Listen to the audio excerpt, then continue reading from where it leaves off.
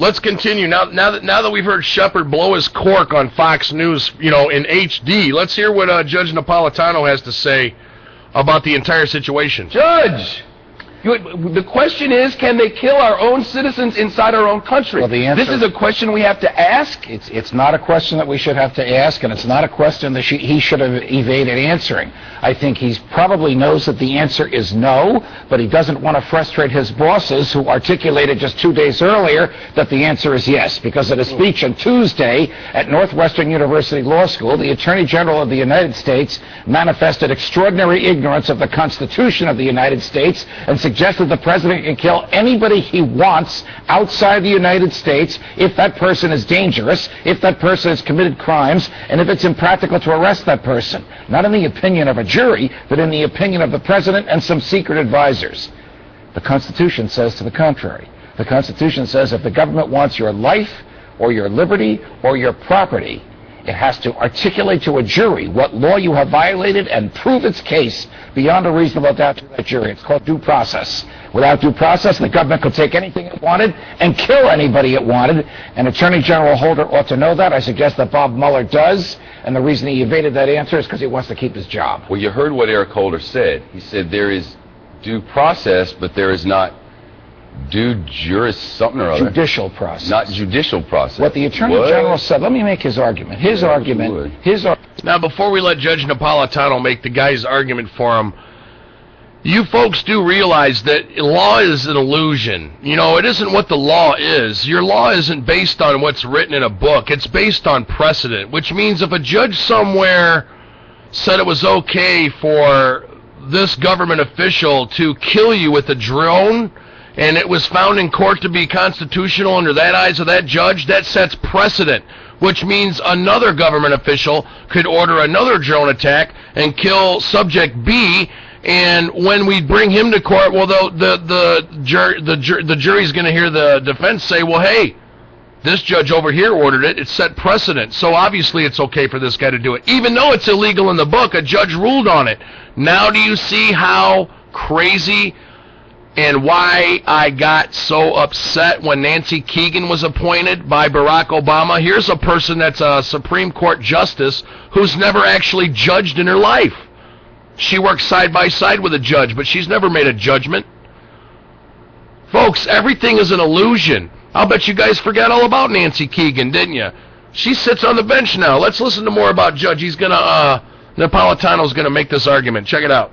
Argument is that there is a substituted form of due process, that if the president and his advisors carefully consider the danger of a human being and conclude that that human being needs to be stopped before that person causes any more danger, then the president can kill him. That's their argument. There is no case law that stands for that. There is no statute that authorizes it, and it directly defies the Fifth Amendment to the Constitution. Sounds like a crime against humanity. What's the difference between that and what Bashar al-Assad is doing to his own people? What is the difference? Nothing. What's the difference between killing an American with a drone in Yemen and killing an American with a drone in Peoria? Nothing. Same argument that Eric Holder made at the Northwestern Law School on Tuesday about Al-Awlaki in Yemen could be made about somebody in Peoria tomorrow. You make an illegal lane change in Hollywood on the 101 freeway, and a drone will just shoot you out of the sky and throw you, bury you. Well, I don't know that it's going to... I don't know either, but who'd have thought we'd ever get to hear? Who would have thought that we'd even be having a conversation like this? That the head of the FBI would hesitate to answer a question that is so imbued in our history and our law and our values, due process precedes punishment, that he can't answer that in public. That raises a lot of questions, folks, and that's why I am compelled to do my show, because not very often do you hear people ask real questions and get real answers on mainstream media anymore. It's all prefab. It's smoke and mirrors. It's a window dressing show.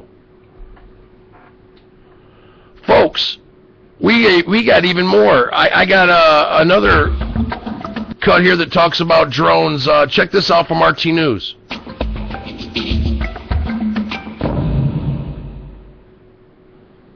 Well, it's no secret now. Drones are becoming more and more a part of the way this country does business.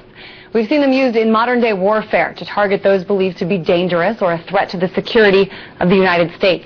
There are mixed messages about how many civilians these drone attacks have killed. But let's not forget, drones are not just a weapon of war. And very soon they will be a permanent fixture in our landscape in this country, whether you live in Chicago, North Dakota, or New York City. Already, the FAA has been adopting new rules expanding the use of small drones domestically. By the year 20... Have they been adapting new rules, or have they been told that they're going to adapt new rules? You know, I don't think the FAA has a say in this, which, I mean, who else does? It isn't like we have a say in it. Let's listen to some more. 2015, drones will have access to U.S. airspace, currently only reserved for piloted aircraft. And that could mean thousands of drones, and many of those will be used for surveillance purposes. Now, Douglas McDonald is the director of special operations and the president of a company that trains people how to fly and operate drones in North Dakota. He recently told the Star Tribune newspaper that everyone should be fine with this. He said, if you're I want you to listen, guys. This is great. Listen. Concerned about it, maybe there's a reason we should be flying over you, right? And he went on. But as soon as you lose your kid, get your car stolen, or have marijuana growing out at your lake place that's not yours, you'd probably want one of those flying overhead. Okay, that was a statement from a gentleman that trains men and women to fly drones. He says, and I quote, if you're concerned about it, maybe there's a reason we should be flying over you, right? But as soon as you lose your kid, get your car stolen, or have marijuana growing out of your lake place that's not yours, you probably want one of those flying over your head. Well, let me see. I've had a car stolen before. They didn't even take fingerprints. They towed it to a yard. I got a phone call. I was told to come pick up my stolen car at the impound yard. That was it. No fingerprints. Now, it probably costs legitimately a couple $100 to have a cop come out and fingerprint it and send it to the lab. What do you think it's going to cost to put a drone in the air to find your stolen car? Are you kidding me? Guys, come on. We can't even afford to pay our firemen and our police in some cities, and they want to fly drones to find your stolen car? Come on. Listen to more. So, is he right? As long as we're behaving ourselves, shouldn't we not worry about what law enforcement is doing? Trevor Tim is an activist at the Electronic Frontier Foundation and joins us now. Trevor, this is a common argument. How do you respond to this? Right. It's just a different refrain on the classic argument. If you have nothing to hide, you have nothing to fear. And, you know, this has been used countless times in the past to justify warrantless email surveillance or GPS location on your phone. This is Trevor Tim. He's an activist for Electronic Frontier Education. Cops getting it without a warrant. And it's all actually just a kind of a false use of an idea that we have about privacy. And, you know, I'm sure if we asked the head of this drone industry whether he would like a law enforcement drone following him around 24/7, or if we would like him to give up his password to his email address to us so that we can read his emails or put cameras in his home, he would be very uncomfortable with that. And that's the real problem with this argument, because he's using it to try to deflect criticism that these surveillance drones are going to inflict on people's privacy, which they are, because there's actually no laws that are, really cover this type of surveillance. And, you know, it's not that people are arguing that drones shouldn't be used at all. That's not at all the case. He's using kind of a straw man to hold it up. But all we want are privacy safeguards to prevent Americans from being spied on without a warrant or without court oversight. And we should mention, you know, across the country, universities here, American universities, there's new majors at these universities being developed. The study of drones, of unmanned aerial vehicles, and it's said that, you know, some of these drone companies are desperately searching for drone pilots. What do you think that says in terms of what the future looks like and drones? Oh, yeah. Unfortunately, a lot of states and a lot of universities, as you say, think that drones can be booming business. The FAA is currently looking for about 5 test sites throughout the country to test these domestic drones.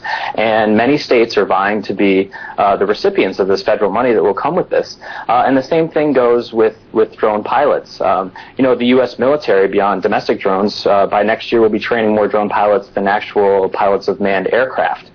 So they think it's a booming business. That's why they actually put this clause into a bill in February, the FAA Modernization Act, which forced the FAA to start issuing these authorizations. Whoa, whoa, whoa. Didn't I just say that a minute ago? I'll bet the FAA is being forced. There you go.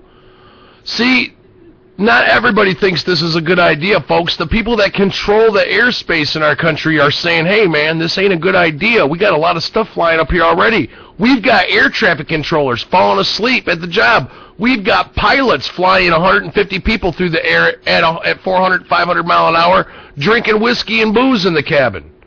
And now you're going to throw a bunch of little tiny planes that no one can see except when they're on top of them? You're going to throw a drone in the air that can't be seen with a digital camera? I wonder if it shows up on a radar, in a commercial plane. They freely admitted in one of their PowerPoint presentations that Congress took that the clause word for word from what they asked them to do. This industry is looking to sell this equipment now that the wars overseas are winding down, and where they're looking, unfortunately, is U.S. soil, and the American people are going to be the ones that are hurt by it. Any evidence, Trevor, that precautions will be taken to protect innocent people's privacy, especially when it comes to, these entire programs, training students, training, people whose jobs this will be in the future? Is that legislation being drafted here? Yes, actually, it's thankfully Congress is paying attention. When the bill that I just mentioned that they passed in February, it was a clause kind of buried in it, and nobody really knew it was there until it was already passed. For those of you that don't know what he's talking about, that's called pork. That's how they put gun control in the health care bill. See, some of the things that are going to help pay for your new health care is a tax stamp they want to make everybody pay for once a year for their firearm. So let's see. If you happen to be an avid gun collector and you've got like 60 firearms in your house, you might have to pay $100 or $200 tax stamp on every firearm you own for the rest of your life every year. And like putting a license on your boat or your car. We're going to get ready to take a break, folks. Don't go nowhere. You're watching 2 Hours of Truth. I'm your host, Jeff Weber, on UPRNTalk.com, and we'll be right back.